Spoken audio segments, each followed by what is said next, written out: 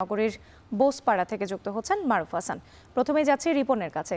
রিপন, আমরা রাজধানীর চিত্রের কথা যদি বলি, রাত থেকে একদম ভোর হয়ে যায় কিংবা দুপুর পর্যন্ত হয়ে যায়, সাধারণ মানুষ পাম্পে গিয়ে তেল পাচ্ছে না। এখন আসলে চিত্রটা কেমন? তেল নিতে আসলে কতটা সময় অপেক্ষা করতে হচ্ছে এবং পর্যাপ্ত জ্বালানি মিলছে কি? রাত্রি আপনি যেমনটি বলছিলেন যে রাত থেকে কেউ অপেক্ষা করছেন কিংবা অপেক্ষা করার পরে এসে তেল পাচ্ছেন না, এরকম একজন ভুক্তভোগীর সাথে আমি কিছুক্ষণ আগে কথা হলো, যিনি জানাচ্ছিলেন যে তিনি গতকাল সকাল 9টা থেকে লাইনে ছিলেন। রাত 1টার দিকে যখন তার যখন পালা ছিল জ্বালানি নেওয়ার জন্য, ঠিক সেই মুহূর্তে জ্বালানি শেষ হয়ে যায়। এরপর থেকেই তিনি এই সোনার বাংলা পেট্রোল পাম্প যে স্টেশন রয়েছে সেখানে অবস্থান করছে। এখন 10টা 13 বাজে, তিনি এখন পর্যন্ত তেল বা জ্বালানি পাননি। এবং এখানকার যে জ্বালানি যারা এখানকার কর্মী রয়েছেন পেট্রোল পাম্পের, তাদের সাথে কথা হয়েছে। তারা বলেছেন যে আপনাকে যদি আর একটু দেখাই, সেটা হচ্ছে যে এখানকার জ্বালানির যে গাড়িটি, সেই গাড়িটি চলে এসেছে। তার মানে একটু পরে হয়তোবা এই পেট্রোল পাম্পে জ্বালানি দেওয়া শুরু হবে। এই জন্য যারা গ্রাহক আছেন তারা কিন্তু উচ্ছ্বাস প্রকাশ করছেন। দীর্ঘক্ষণ ধরে তারা অপেক্ষা করছিলেন। কেউ এখানে 5 ঘন্টা, 7 ঘন্টা, 10 ঘন্টা পর্যন্ত অপেক্ষা করেছেন।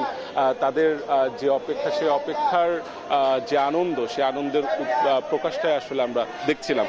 এই চিত্রটি ঢাকা শহরের আমরা আরও 2টি পেট্রোল পাম্পে গিয়েছি, সেখানেও একই চিত্র আমরা দেখেছি। আমরা যখন পরিবাগে ছিলাম সেখানে দেখলাম যে দীর্ঘ লাইন, কেউ হচ্ছে রাত 9টায় লাইন দিয়ে রেখেছেন, কেউ মশারি নিয়ে এসেছেন, কেউ বিছানার চাদর নিয়ে এসেছেন। বিছানার চাদর নিয়ে এসে কিন্তু অপেক্ষা করছেন দীর্ঘক্ষণ ধরে। তো এই অপেক্ষার যে বিষয়টি, সেটি আমরা দেখতে পাচ্ছিলাম পুরো সময়টাতে। এবং এখন এই সোনার বাংলা ফিলিং স্টেশন, এখানে হয়তো কিছুক্ষণের মধ্যেই তেল দেওয়া শুরু হবে। সেই ক্ষেত্রে 10-12 ঘন্টা ধরে যারা অপেক্ষা করছেন তাদের অপেক্ষার অবসানও ঘটবে। এই ছিল আমার কাছে সোনার বাংলা ফিলিং স্টেশন থেকে সবশেষ।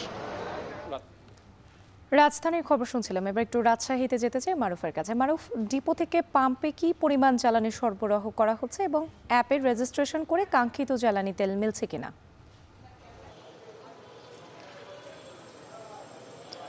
রাত্রি সকাল থেকে শুরু করে এখন পর্যন্ত আমরা দেখতে পাচ্ছি যে যানবাহনের দীর্ঘ সারি ধরে এখানে কিন্তু ফিলিং স্টেশনগুলোতে ভিড় জমাচ্ছেন যারা বাইকার চালক আছেন, তারা সব বিভিন্ন যানবাহনের যারা চালক আছেন তারা।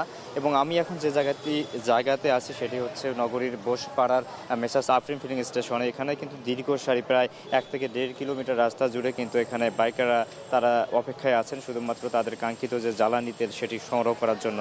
আসলে এখানে তেলের যে মজুদ এবং সরবরাহ সেটি কিন্তু পর্যাপ্ত পরিমাণে আছে বলে এখানে যারা ফিলিং স্টেশন কর্তৃপক্ষ আছে তারা কিন্তু আমাদের বারবারই বলছেন। কিন্তু এখানে আসলে এই যে এত পরিমাণ তেল সরবরাহ, বিগত সময়গুলোতে তারা স্বাভাবিকভাবে যে তেল সরবরাহ করতো তার চাইতে কিন্তু 2 থেকে 3 গুণ পর্যন্ত বেশি পরিমাণ তেল তারা সরবরাহ করছেন এখন, এটি কিন্তু তারা বলছেন। তারপরেও আসলে এই যে তেলের যে সংকট তৈরি হচ্ছে বা এই যে যারা বাইকার আছেন বা যারা যানবাহন নিয়ে আসেন তাদের যে ভোগান্তি, এটি আসলে একটি প্রশ্ন জায়গায় আসলে তেলগুলো যাচ্ছে কোথায়। তবে এখানে আমরা বেশ কয়েকজন সঙ্গে কথা বলেছি। আসলে তারা তাদের যে দৈনন্দিন তেলের চাহিদা প্রয়োজন, যেখানে 1000 টাকার তেল প্রয়োজন সেখানে তারা কিন্তু সর্বোচ্চ 500 টাকার তেল নিয়েই কিন্তু এখানে যেতে হচ্ছে, যার কারণে পরবর্তীতে আবারও কিন্তু তাদেরকে লাইন ধরে দীর্ঘ সময় ধরে অপেক্ষা করতে হচ্ছে। এই যে তাদের যে ভোগান্তি, তারা বলছেন যে অ্যাপের মাধ্যমে রেজিস্ট্রেশন করার পরেও অনেক সময় দেখা যাচ্ছে যে ফিলিং স্টেশন বন্ধ থাকে এবং পাশাপাশি আজকে যেহেতু শুক্রবার, আজকে ছুটির দিন এবং মাঝখানে 1 থেকে 1.5 ঘন্টার সময় আবার বন্ধ থাকবে। এবং এই মুহূর্তে আসলে তেলের যে মজুদ 3000 লিটার বা 30,000 লিটার এই পর্যন্ত পরিমাণ কিন্তু প্রতিনিয়ত নগরীর বিভিন্ন ফিলিং স্টেশনগুলো থেকে কিন্তু সরবরাহ করা হচ্ছে। আসলে সবচেয়ে বেশি আতঙ্ক থাকে এখানে যারা লাইনে দাঁড়িয়ে আছেন এবং তারা মনে করছেন যদি তারা লাইনে আসার আগেই তার যদি সরবরাহ যে তেল সেটি যদি ফুরিয়ে যায় তাহলে তিনি কিন্তু পাবেন না। রাজশাহী থেকে এই ছিল জ্বালানি তেলের সবশেষ পরিস্থিতি আমার কাছে। জ্বালানি সংকটের খবর নিয়ে বিস্তারিত